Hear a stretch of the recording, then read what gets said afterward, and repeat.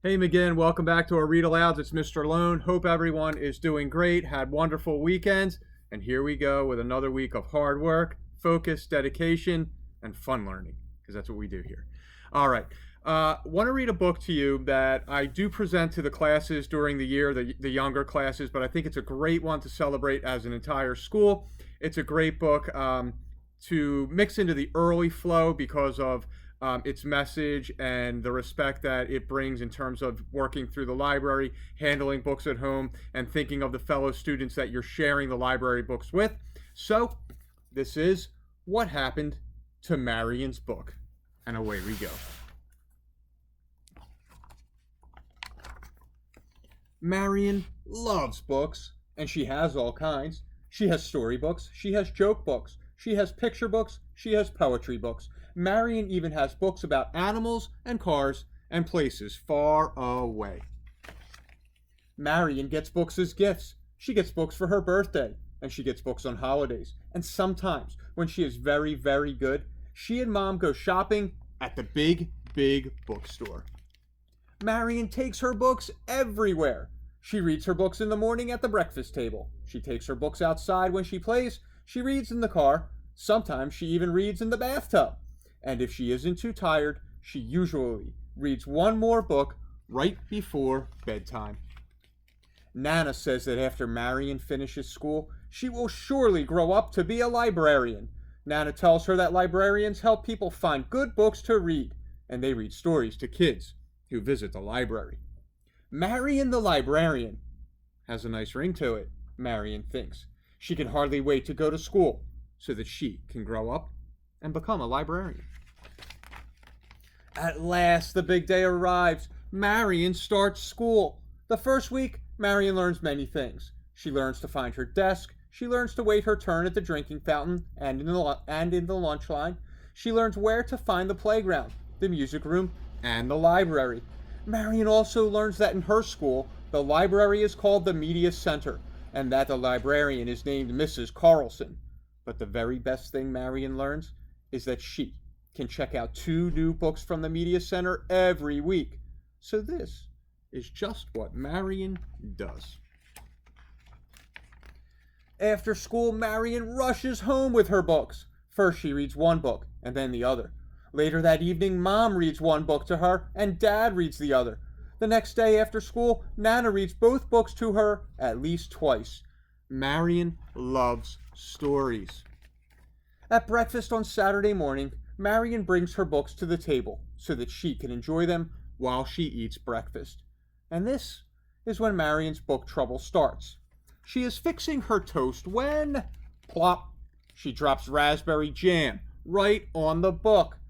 At first, Marion isn't worried. She has spilled on her own books lots of times.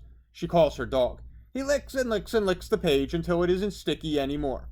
Actually, now it's kind of slimy, and the red stain is still there.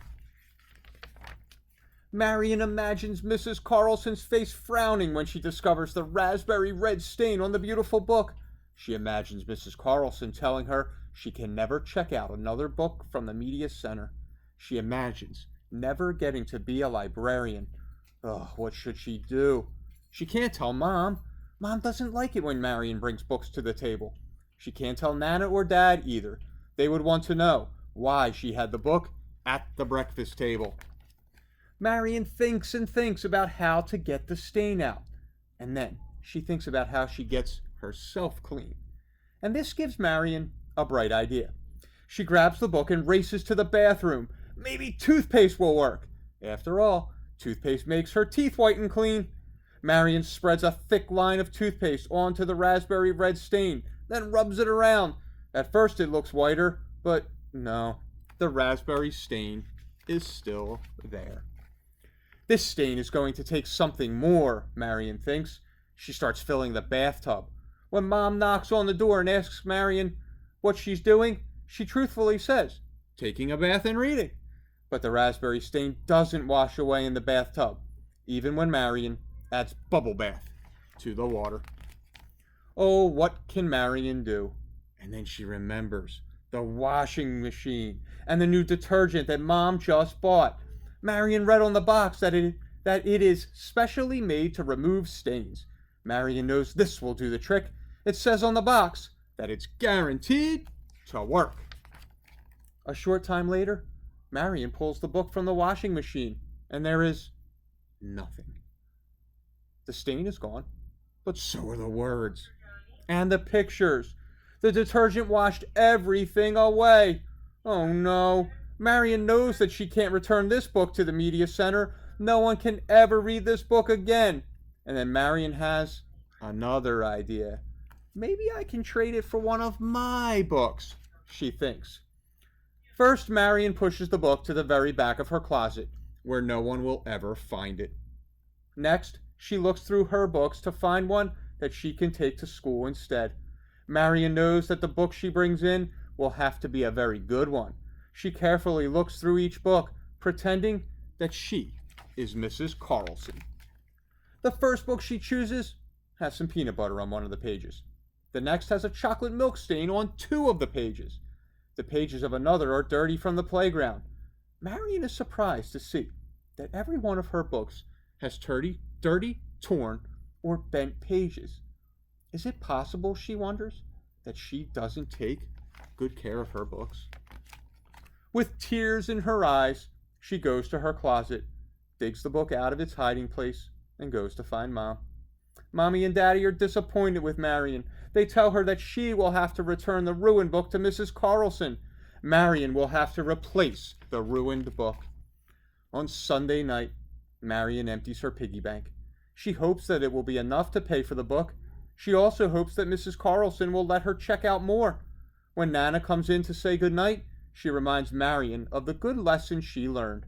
Marion goes to sleep knowing she will never take her books to the breakfast table, out to play in the yard, or into the bathtub again. When Marion brings the book back to the media center, she is very nervous. She holds the book up to Mrs. Carlson, who looks very sad. She gently takes the book from Marion's hands and holds it carefully, and then she asks Marion what happened. As Marion explains, Mrs. Carlson listens. She asks Marion to explain what she will do differently the next time she checks out books from the media center. Finally, Mrs. Carlson asks Marion if she would like to see the book hospital. Mrs. Carlson explains that the book hospital is where she and her staff work to clean and repair books that have been injured. Before Marion leaves, Mrs. Carlson looks up the price of the book so that Marion can pay to replace it. She also gives Marion a healthy book bookmark to help her remember the right way to treat her books. Oh, and of course, Marion finishes her visit by checking out 2 more books. Boys and girls, I hope you love that story with Marion. One that I think is great to share at the beginning of the year so that we take care of the library books that we check out from here, so that we keep them in great shape for everyone to enjoy, to use. We have a book hospital here. Sometimes accidents happen. Sometimes mistakes happen. No problem. Just do your very best to take care of our library books. I will see you with our next read aloud tomorrow. And again, you have an awesome night.